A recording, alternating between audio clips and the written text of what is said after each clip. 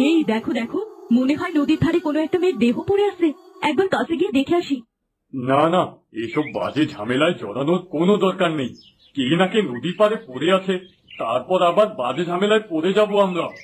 আচ্ছা, তুমি কি সত্যি পুরুষ মানুষ? আমাকে একটু বলো তো, একটা মেয়ে পড়ে আছে আর তুমি কিনা তাকে সাহায্য করতে চাইছো না? সবকিছুতেই তোমার বাড়াবাড়ি। দেখবে একদিন এই বাড়াবাড়ির জন্য তোমাকে পস্তাতে হবে।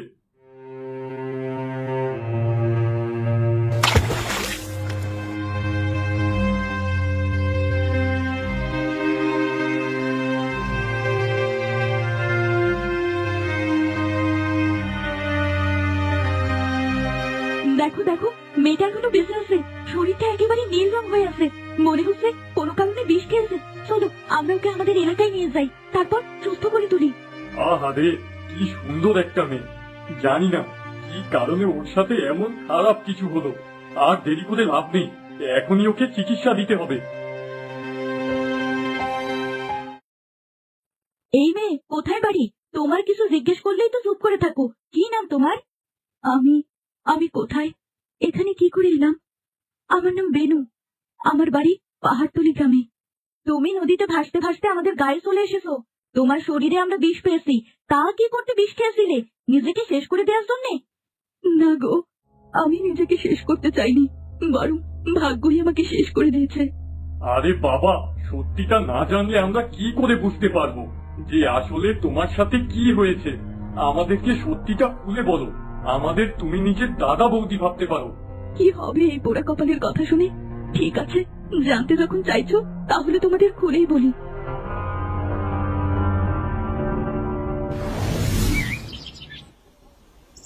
বেনু, ও বেনু, কোথায় গেলে তুমি? এদিকে এসো, দেখো তোমার জন্য কি এনেছি। আজ এত সকাল সকাল বাড়ি ফিরলে? এমনিতে তো সন্ধ্যার আগে একেবারে ফিরতেই চাও না। আরে শোনো শোনো, ধান বিক্রি করে ভালোই লাভ হয়েছে, আর তাই তোমার জন্য একটা লাল শাড়ি কিনে নিয়ে এসেছি।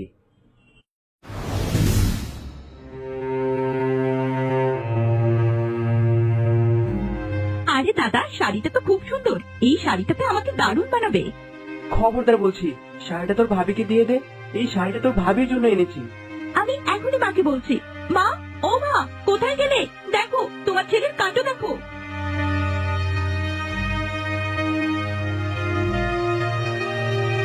কি হয়েছে? কি বাড়িতে কি ডাকাত পড়েছে নাকি? এভাবে হাঁক ডাক কেন করছিস? মা, ও মা, তোমার ছেলে এখন আর তোমার নেই। তোমার ছেলে পর হয়ে গেছে। দেখো না, বউয়ের জন্য হাট থেকে কি সুন্দর দামি একটা শাড়ি কিনে এনেছে। আমি বললাম শাড়িটা আমার খুব পছন্দ হয়েছে, কিন্তু সে আমাকে দিতে রাজি হলো না। ও আচ্ছা, তাই বুঝি। তাহলে বউকে লুকিয়ে লুকিয়ে শাড়ি দেয়া হচ্ছে। এজন্যই কোলে পিঠে করে তোকে বড় করেছিলাম। ও মা, এটা কেমন কথা বলে তুমি? আমি একজন গরিব চাষি, আজ ধান বিক্রি করেছি, আমার বউয়ের জন্য একটা নতুন শাড়ি কিনেছি, এই জন্য তুমি আমাকে এতগুলো কথা শোনাচ্ছ? শাড়িটা যখন বিন্তির এতই পছন্দ হয়েছে, সেটা বরং ওই রেখে দিই। আমি না হয় অন্য একটা শাড়ি কিনে নেব। না না, এই শাড়িটা তুমি কাউকে দেবে না। এটা আমি তোমার জন্য পছন্দ করে কিনেছি, এটা আর কারো জন্য নয়। ঠিক আছে, শাড়ি তোমাকে দিতে হবে না, কিন্তু মনে রেখো এর শোধ আমি ঠিকই তুলবো।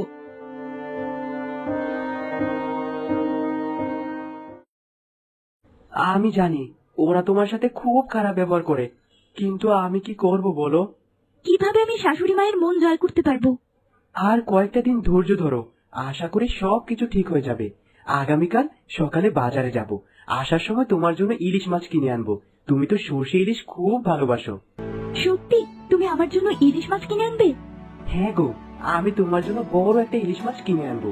জানি তুমি গরিব চাষির বউ, কিন্তু তোমারও তো মাঝে মাঝে একটু ভালো মতো খেতে ইচ্ছে করতেই পারে। কাল ভালো করে সর্ষে ইলিশ করবো। কতদিন হয়ে গেল ইলিশ মাছ খাই না।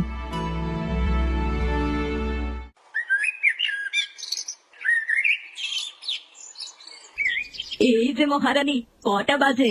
এখনো শুয়ে শুয়ে ঘুমাচ্ছ? বাড়ির কাজগুলো কে করবে শুনি? এই তো মা, আসলে আমার শরীরটা একদম ভালো না।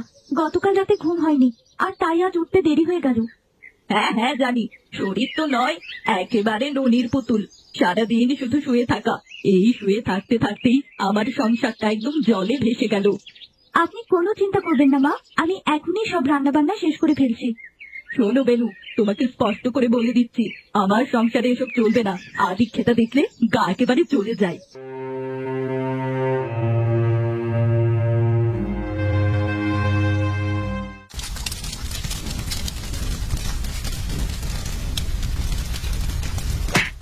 এই যে নবাব নন্দিনী, এখানে তো দিব্যি বসে আছো। নাও এই কাপড়গুলো ভালো করে ধুয়ে দাও, আমাকে আবার কালকে কলেজে যেতে হবে।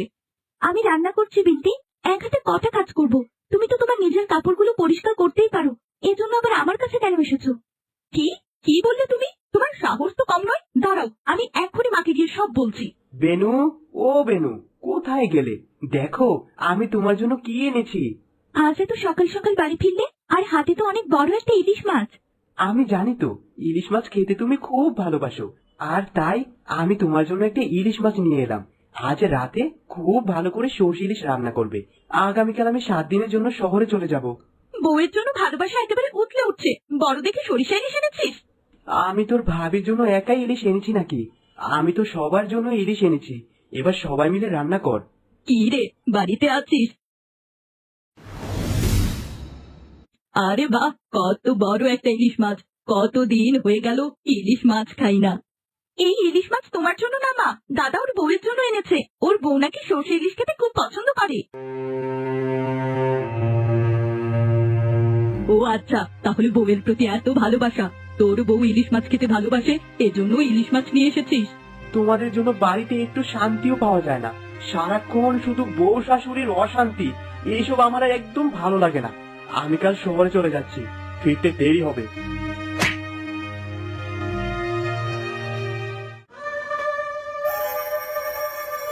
একবার ভেবে দেখেছো মা, ছোট লোকের ঘরের মেয়ের কত বড় সাহস, আমাদের বাড়িতে এসে নাকি সর্ষে ইলিশ খাবে। ওর সর্ষে ইলিশ খাওয়া আমি বের করছি, দাঁড়া।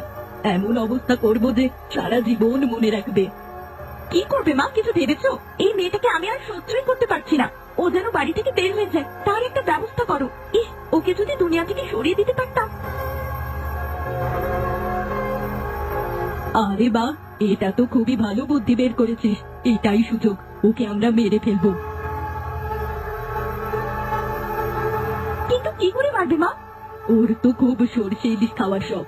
ওই সর্ষে ইলিশের মাঝে ওকে বিষ মিশিয়ে দেব, আর তারপর নদীতে ভাসিয়ে দেব। কেউ কখনো জানতেই পারবে না।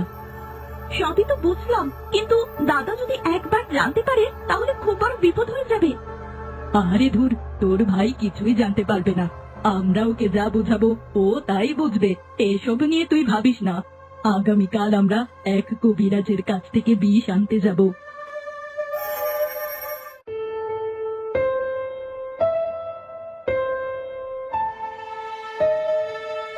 কিরে, মা আর মেয়ে মিলে এত সকাল সকাল আমার বাড়িতে? খুব বিপদে পড়ে এসেছি গো কবিরাজ মশাই, দয়া করে আমাদের সাহায্য করুন। তা তো আমি বুঝতেই পেরেছি, বিপদে না পড়লে তো আর আমার বাড়িতে আসতি না। এবার বল কি হয়েছে? আর বলবেন না কবিরাজ মশাই, আমার বৌদি সারা দিন আমাকে আর মাকে অত্যাচার করে। আচ্ছা, তা না হয়ে বুঝলাম, কিন্তু তোর বৌদিকে তো আর আমি কিছু বোঝাতে পারবো না। দয়া করে আপনি এমন কিছু একটা দিন, যাতে আমরা ওকে দুনিয়া থেকে সরিয়ে দিতে পারি। কি বলছিস? নিজের পুত্রবধূকে শেষ পর্যন্ত হত্যা করবি? আর কি বলবো কবিরাজ মশাই, এছাড়া তো আর কোনো উপায় নেই। আপনি আমাদের বিষ দিন, বিনিময়ে আমি আপনাকে অনেকগুলো টাকা দেব। না না, আমি বলছি টাকা যখন দিবি, তবে আমার বিষ বিক্রি করতে আর কোনো আপত্তি নেই। এটা খুব শক্তিশালী সাপের বিষ, তাই এটা খাইয়ে দিলেই তোর পুত্রবধূ একেবারে মারা যাবে।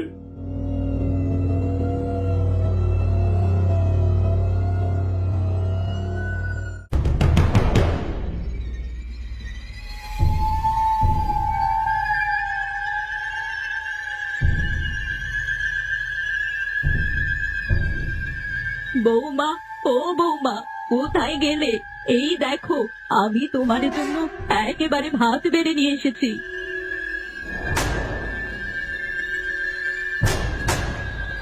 আপনি কেন কেন শুধু শুধু কষ্ট করে রান্নাঘর থেকে ভাত আনতে গেলেন মা? আমি তো নিজেই খেয়ে নিতে পারতাম। আরে বৌমা, কি বলছো তুমি? আমার একমাত্র পুত্রবধূ তুমি, তোমাকে আমি একদিন ভাত খাওয়াবো, তা নিয়ে এত কথা কিসের? বৌদি, মায়ের শখ হয়েছে, তুমি তাড়াতাড়ি খেয়ে নাও। মা তোমার পছন্দের সর্ষে ইলিশ নিয়ে এসেছে, খাও খাও, তাড়াতাড়ি খেয়ে নাও।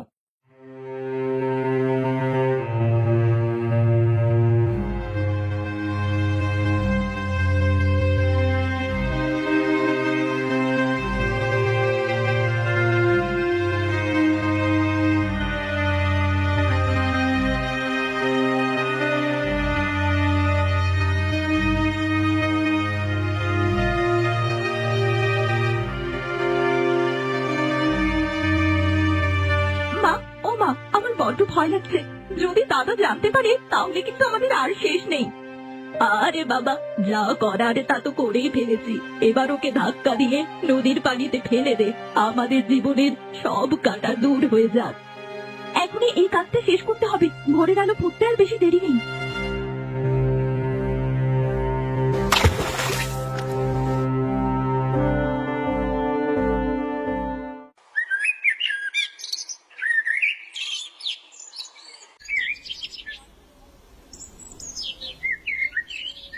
বউ, ও বউ, কোথায় গেলে? এই দেখো, আমি চলে এসেছি। কাকে ডাকছিস তুই? তোর বউ কি আর ঘরে আছে? সে তো অন্য কারোর সাথে পালিয়ে গেছে। কি বললে মা তুমি? আমি তো তোমার কথা কিছুই বুঝতে পারছি না। ও বেনু, বাইরে বের হো জলদি। সে জানিয়েছে সে আর বাড়ি ফিরবে না। আগেই বলেছিলাম এমন অলক্ষী মেয়েকে ঘরের বউ করে আনিস না।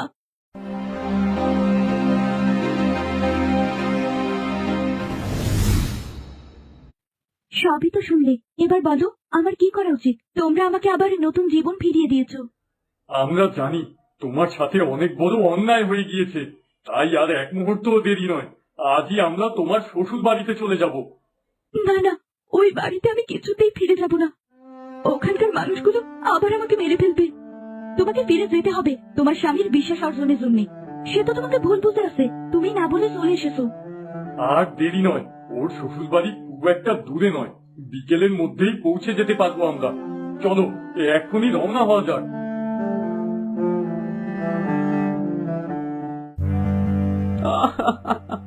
ও বেনু, আমাকে রেখে তুমি কার সাথে চলে গেলে? আমি তো তোমাকে অনেক ভালোবাসি। এই যে সারাদিন বসে বসে শুধু বউয়ের জন্য কান্নাকাটি করলে সংসার কি করে চলবে? যা, বাইরে যা, কাজ কর্ম কিছু একটা কর। আমি আর বাইরে যেতে চাই না। এই জীবন রেখে আমার আর কি হবে বলো? আমার তো সবকিছু হারিয়ে গেছে। আপনার কিছুই শেষ হয়নি। এতদিন আপনি একটা মিথ্যা ধরে বেঁচেছিলেন। আপনার স্ত্রী কারো সাথেই যায়নি, এই দেখুন। কে আপনি? এখানে কি চাই? আর আমার স্ত্রী কোথায়? দেখুন, আমার সাথে করে কাকে নিয়ে এসেছি। বেনু, ও বেনু, সামনে এসো, তোমার স্বামী তোমার জন্য অপেক্ষা করছে।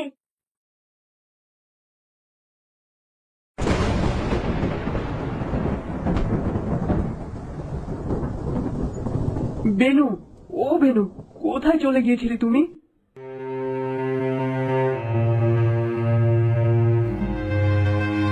মা, ছি ছি, একটা মেয়ে হয়ে তুমি আরেকটা মেয়ের এত বড় ক্ষতি কি করে করলে? আমাদের অনেক বড় ভুল হয়ে গেছে বাবা, আর কখনোই এরকম কিছু আমরা করব না।